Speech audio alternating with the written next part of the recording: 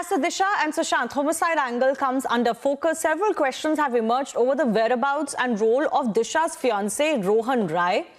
Those around Disha Salian, many of the self-confessed close friends, are refusing to speak up even about their conversations that they had with Disha Salian just before her death. All of that, of course, is raising a suspicion that everybody around Disha Salian's death, including her fiancé Rohan Rai, just do not want to come forward and speak because of some pressure or duress on them. Otherwise, why is it that despite so many questions emerging, none of them is speaking freely about this? On that and more, let me now go across to my colleague Prakash Singh, who's also joined by actor Shekhar Suman, who was one of the first from the industry to raise a voice for justice for Sushant Singh Rajput.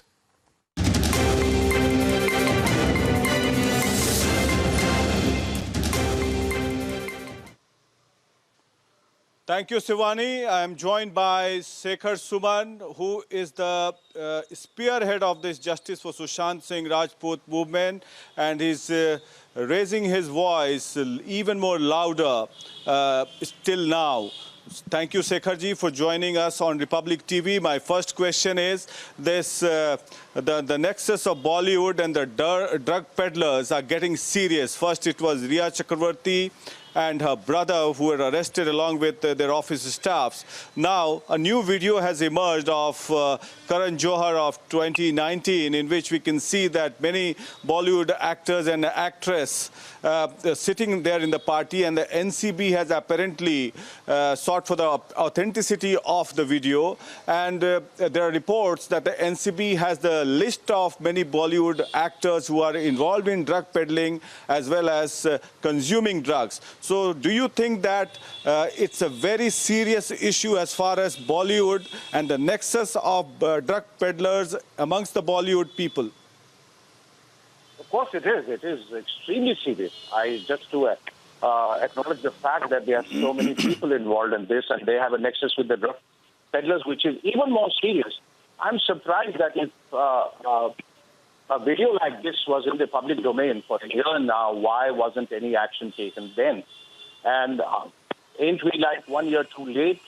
I guess now that you have to verify the authenticity of it, the veracity of it, and then get to the bottom of it, what's the truth behind it. But whatever has emerged out of this whole drug dirt or drug nexus and the peddlers who have been arrested and all that is coming out every day is a comment on the fact that how much all of us, not just in the society but also in the film industry, have degenerated and taken to drugs, which is not a good sign. And I think this should be tackled ASAP.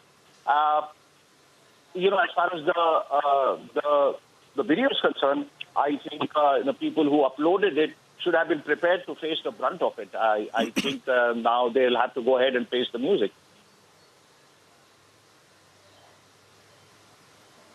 Yes. Shekhar, you've been talking about gangism in the Bollywood. Now, yes. now there is a there is a Bollywood mafia or a movie mafia, as alleged by Kangana Ranaut, and turning into a drug mafia. What actions should the NCB take against these people who are consuming drugs in the Bollywood? Should a law be made that, like in the sports, that you have to go for an anti-dope test? So the Bollywood actors should also go for a dope test before performing in any movie? I don't think that is important. I think, why should the bigger lot of the people who are not into drugs be penalized because of some stupid people who are into drugs?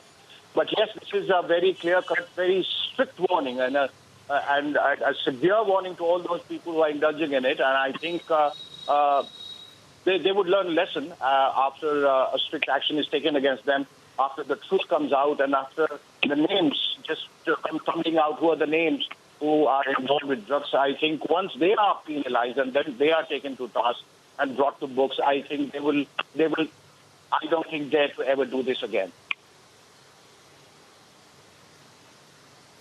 What kind of action should be taken against these people, Shekharji? I want a direct answer because this video is of as early as 2019 and a big Bollywood star, in fact, it is at Karan Johar's residence, and the NCB already has a lot of names. We are not going to reveal it because of investigation purpose. But what kind of action should be taken against these people to cleanse the Bollywood?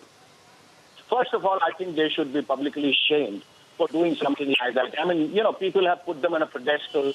People look up to them. They are supposed to be icons and they're supposed to be role models. If they're going to set an example like this, then hell, really damn them. Then I guess, whatever the law prescribes or whatever is there, the law is there to kind of take care of them. And whatever is the punishment, it should be meted out to all of them without even seeing who's an A-lister and who's a B-lister or who's a B grade or a C grade.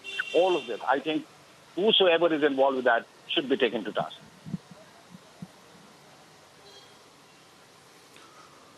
Shekharji, Republic Media Network, including our both channel, Republic TV and Republic Bharat, has been at the forefront of the investigation as far as Sushant Singh Rajput death probe is concerned. But there's been an effort from the Maharashtra government, and the Maharashtra Assembly Speaker has sent a privilege notice to our Editor-in-Chief, Arnab Goswami. It's an effort to throttle his voice because he's been raising his voice, Arnab Goswami, for justice for Sushant Singh Rajput and the millions of fans across the globe, including you. So do you think that it is a right move by the Maharashtra Assembly to throttle the voice of Arnab Goswami and Republic Media Network? No, you can't throttle media. You can't throttle truth. Truth prevails, as they say. You know, I know that it's unfair, but Arnab is a strong man. He'll fight it out. I think when you spearhead such a movement and when you become a crusader for justice and for truth, then you should be prepared for both bouquets and brickbats. But I'm sure there are more bouquets coming his way than brickbats, and that will give him enough confidence to know that the majority of the people are behind him. And despite the best efforts of anybody, he won't stop, and he shouldn't be stopped. Why do you think, Shekharji, they have sent, the Maharashtra Assembly Speaker has sent a privilege notice to Arnab Goswami, and at whose behest? I want a direct answer. I really have no idea. He's very forceful. Maybe he's very aggressive. Maybe he's forthright. And this kind of aggression people are not used to, and they don't like it. And they feel that if he is going on at this rate, a lot of skeletons are going to tumble out of everyone's cupboard.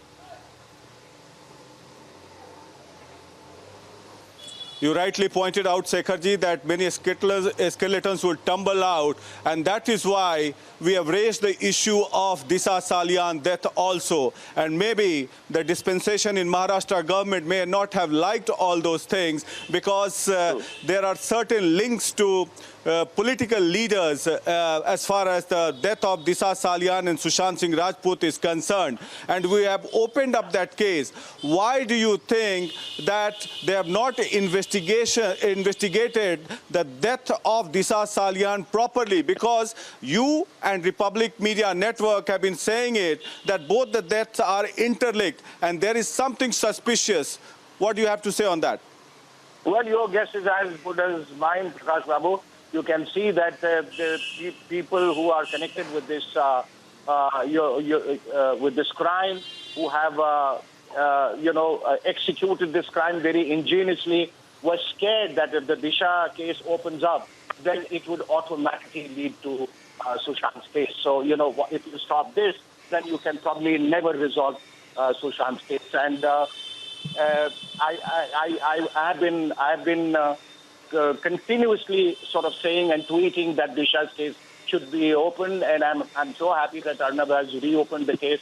And I can assure you that the two are interconnected, and once this is solved, the other case would be solved automatically. It will follow as a natural corollary. So, do you think that Disha's boyfriend, Rohan Roy, has an idea of what happened on that fateful night when Disha died? And also, that now that the forensic team has got all the evidences, do you think that they should come with any conclusive decision? My first question is, where is Rohan? And where has he been all these days? And why wasn't he apprehended or nabbed or questioned or interrogated? I mean, is he there in this world, or he is also, been bumped off? Who knows what's happening all around us? We have, these strange theories coming up every day. Decided this one was suffering from depression, so he hanged himself. This one was depressed, so she jumped out of the window. Who knows what has happened to Rohan? I think he should be called for interrogation as soon as possible. And I think Rohan should have been interrogated in the first place 3 months ago. And probably we would not have had to wait so long for Sushant's case to resolve.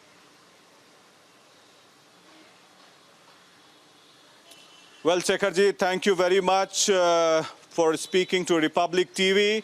And we get to know that you are soon coming up with your favorite and the popular laughter shows, Movers and Shakers, as soon as possible. But I believe you have told that you will do it once Sushant Singh Rajput gets justice. So all the best for your next show, the upcoming show, Movers and Shakers. Thank you so much. Thank you. I was supposed to start the show around March itself, but when Sushant's death happened, and mysteriously I got involved with that, I told myself that I'm not going ahead with my show or any other show or any activity till Sushant's case finds a logical conclusion and till it's resolved. So Movers and Shakers can wait, and the rest of the things can wait, and we will keep fighting till we seek justice for Sushant. Thank you so much. Thank you. Thank you.